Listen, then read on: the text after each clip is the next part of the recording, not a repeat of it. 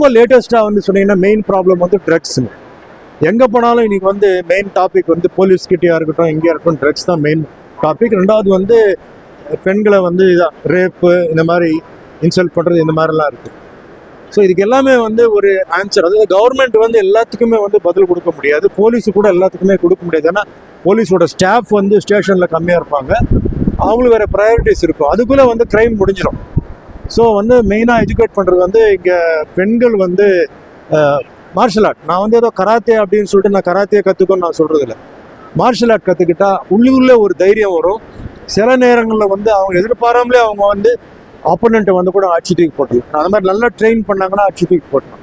இன்னைக்கு என்ன ப்ராப்ளம்னா, ஒரு பெண் வந்து இன்னைக்கு வந்து வீட்டை விட்டு வெளியே போகுதுன்னா, படிப்புக்காக இருக்கட்டும் வேலைக்காக இருக்கட்டும், திரும்பி வர வரைக்கும் தந்தை தாய்க்கு வந்து பயங்கரமான டென்ஷன். இப்போ செல்ஃபோன் வேலை செய்யலை அப்படின்னா டென்ஷன், லேட் ஆச்சுன்னா டென்ஷன். ஏன்னா அந்த மாதிரி உங்கள் சேனல்ஸ்லேயே நிறைய நியூஸ் நீங்கள் போடுறீங்க, பிரிண்ட் மீடியாவில் வரதுனால பயப்படுறாங்க, அப்படியே என்னடா பண்ணுறதுன்னு. சில பெண்கள் வந்து இங்கே படித்த பிறகு வெளிநாட்டுக்கு போக வேண்டியதாக இருக்குது, இன்னும் டென்ஷன் வருது. ஆனால் போய் ஆகணும், ஏன்னா வீடை காப்பாற்றணும். ஸோ அதனால் மெயினாக வந்து நான் என்ன சொல்கிறேன்னா, அவங்க மார்ஷல் ஆர்ட் கற்றுக்கிட்டா ஒரு கான்ஃபிடென்ஸ் வரும், ஒரு நல்ல தைரியம் வரும். அதே மாதிரி இன்றைக்கி பார்த்தீங்கன்னா நிறைய பெண்கள் வந்திருக்காங்க. ஸோ அவங்க அந்த பேரண்ட்ஸ் தந்தை தாய்க்கு எல்லாருக்கும் நான் நன்றியை தெரிவித்துக் கொள்கிறேன். அண்ட்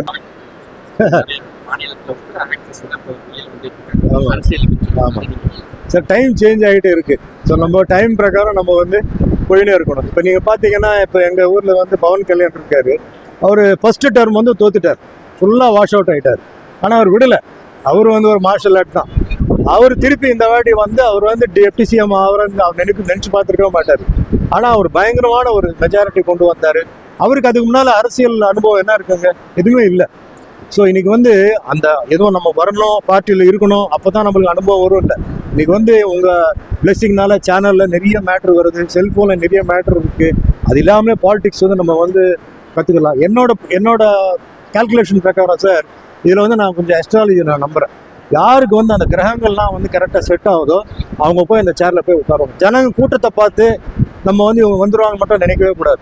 யாருக்கு அந்த கிரகங்கள்லாம் சூட் ஆகுதோ அவங்க கூட்டம் வருதோ இல்லையோ, லாஸ்ட் அந்த கணக்கு போடும்போது அவங்களுக்கு மெஜாரிட்டி வந்துடும், அவங்க வந்துடுவாங்க. சினிமாக்காரங்க அப்படின்னு நினைக்கக்கூடாது, அந்த காலம்லாம் போயிடுச்சு.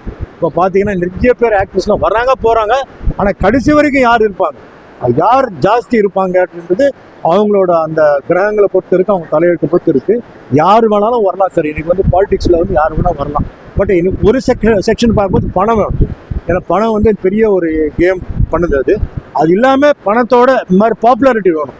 ஸோ இந்த மாதிரி பாப்புலாரிட்டி இருக்கிறவங்க கரெக்டாக அவங்க வந்து டைமில் வந்து உட்காந்தாங்கன்னா கண்டிப்பாக அவங்க வந்து ஜெயிக்கிறது வாய்ப்பு. சார், இப்போ வந்து விஜய் கூட நீங்கள் ஆக்ட் பண்ணியிருக்கீங்க, அதே மாதிரி இப்போ அரசியலுக்கு தமிழ்நாட்டு அரசியலுக்கு வந்திருக்காரு, பவன் கல்யாண் மாதிரி ஜெயிக்கிறதுக்கு வாய்ப்பு சார். அதான் இப்போ சொல்லிட்டாங்க, அதுக்கு கொஸ்டின் ஆன்சர் அதுதான். அவர் டைம் எப்படி இருக்குன்னு எனக்கு தெரியாது, கூட்டத்தை பார்த்து நான் நம்ப மாட்டேங்க. அவர் டைம் எப்படி இருக்குன்னு தெரியாது. அவர் டைம் கரெக்டாக இருந்தது, அவர் டைம் பார்த்தா வராரா இல்லையா தெரியாது. இப்போ டைம் கரெக்டாக இருந்ததுன்னா கண்டிப்பாக ஜெயிப்பேன். செய்திகளை உடனுக்குடன் தெரிந்து கொள்ள கீழ்கண்ட கேபிள் மற்றும் டிடிஹெச் நெட்வொர்க்குகளில் எம்நாடு செய்தி தொலைக்காட்சியை காணுங்கள். பாதகம் செய்பவரை கண்டால் நாம் பயம் கொள்ளலாகாது பாப்பா, மோதி மிதித்து விடு பாப்பா, அவர் முகத்தில் உமிழ்ந்து விடு பாப்பா. அண்மை செய்திகளை உடனுக்குடன் தெரிந்து கொள்ள இணைந்திருங்கள் எம்நாடு தொலைக்காட்சியுடன்.